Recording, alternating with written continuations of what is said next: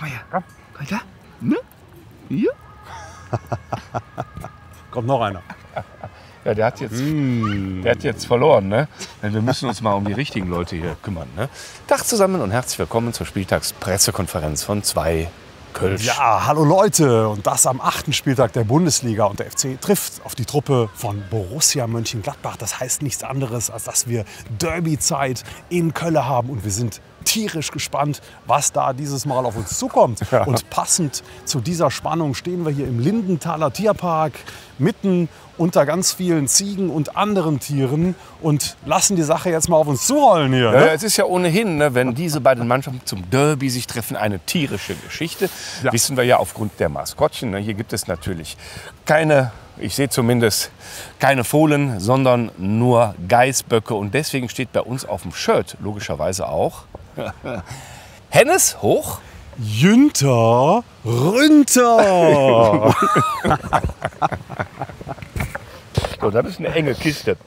Ich hoffe, dass es im Stadion anders läuft und deswegen darauf schon mal 2 Kölsch. Auf 3 Punkte gegen die Gladbacher. Prösterchen, Leute.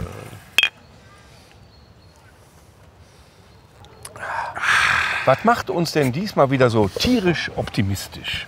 Also mich macht am alleroptimistischsten, dass da eine ziemliche Gurkentruppe nach Köln kommt. Also die Gladbacher sind ja unwesentlich besser gestartet als wir, was jetzt die reine Punktezahl anbelangt. Aber leistungstechnisch ist es bisher auch wirklich noch nicht viel. Die hatten zwar auch schon schwere Gegner, Bayern, Leipzig, Leverkusen, von denen haben sie auch eine 3-0-Klatsche übrigens gekriegt. Aber Gladbach hat mich spielerisch noch überhaupt nicht überzeugt. Und zum Thema Aderlass, worüber sich ja bei uns viele beschweren, die haben richtig wichtige Spieler verloren. Alles, was Tore schießen kann. Bensebaini, Thuram, Stindl, Hofmann, wer da alles weg ist, also brauchen wir keine Angst haben. Na, wir müssen uns jetzt nicht ins Bockshorn jagen lassen an der Stelle. Ja. Ganz besonders deswegen nicht, weil das natürlich auch ein bisschen nicht nur eine langweilige Truppe ist, sondern wenn wir ehrlich sind, wenn wir auf die Ultras gucken, die sind auch nicht gerade bekannt dafür in der Ultraszene, dass das besonders Kreative sind. Ne? Ja, was machen die? Die werden sich wieder schwarze Klamotten anziehen. Böse gucken. Ne? Böse gucken und denken, deswegen sind sie jetzt schon wahnsinnig gefährlich, wenn sie zu Tausenden da aufschlagen. Alle in schwarz, meine Güte, ihr seid ja so wahnsinnig gefährlich. Ja. Nee, also ich habe da jetzt schon mehrfach gehört, dass auch innerhalb der Ultraszene die Gladbacher quasi so eine Art Landei der Ultraszene. Ne? Also das, was sie im richtigen Leben auch sind, das sind sie auch in dieser Subkultur. Überhaupt nicht anerkannt, kaum Kreativität. Und wenn ich an unsere Jungs denke, ich meine, wir fahren in Rot, wir fahren in Weiß, wir fahren mit Fischerhüten nach Osnabrück. Wir haben wirklich ganz kreative Choreos, Ideen. Und die Gladbacher, die spulen da ihr ganz in Black-Theater ab.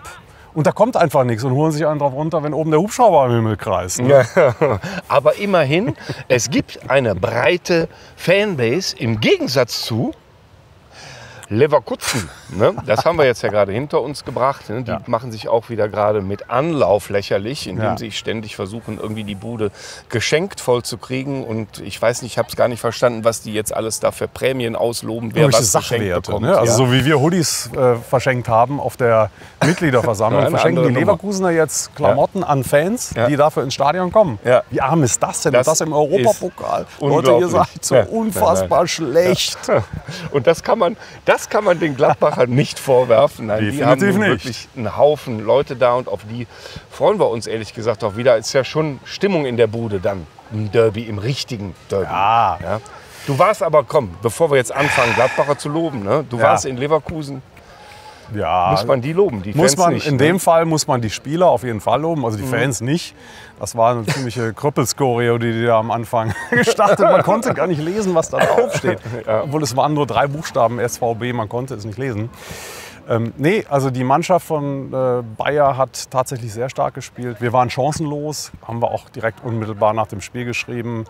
Das war eine andere Liga. Wir waren mir auch persönlich dann doch zu wenig aggressiv. Ja. Der Einzige, der eine gelbe Karte gekriegt hat, war Steffen Baumgart. Das kann schon nicht sein. Ne? Keiner von diesen Frisuren ist mal über die Klinge gesprungen. À la Frimpong, die da über rechts sehr viel Wirbel. Also wenn auf mich einer mit so einer Frisur zulief auf rechts, da fliegt der schon per Frisur das erste Mal. Da kommt mein innerer Friseur, kommt da nach außen, da kommt die Schere raus, zack, weg ist das Löckchen. Ne? Ja, sehe ich auch so. Ich fand es auch ein bisschen zu läppisch, ein bisschen zu wenig Baumgart-Fußball, aggressiv drauf und so. Wir bleiben immer einen Meter vorm Gegner stehen. Ne? Ja. Also wir laufen schon schön an, aber das kann ja nicht alles sein. Ne? Ja, ansonsten, ich meine, es hat die üblichen Geschichten rund um das Nachbarschaftsduell gegeben. Man hat lässig in die Dünn gestrollt, dieses hässliche kleine Flüsslein, an dem man ja so lange entlang läuft, wenn man zum Stadion geht, vom Bahnhof aus. Im Stadion wahnsinnig viele Kölner, sehr geile Stimmung. Leider hat der Spielverlauf nicht mitgespielt, sodass es dann zum Schluss etwas nachließ.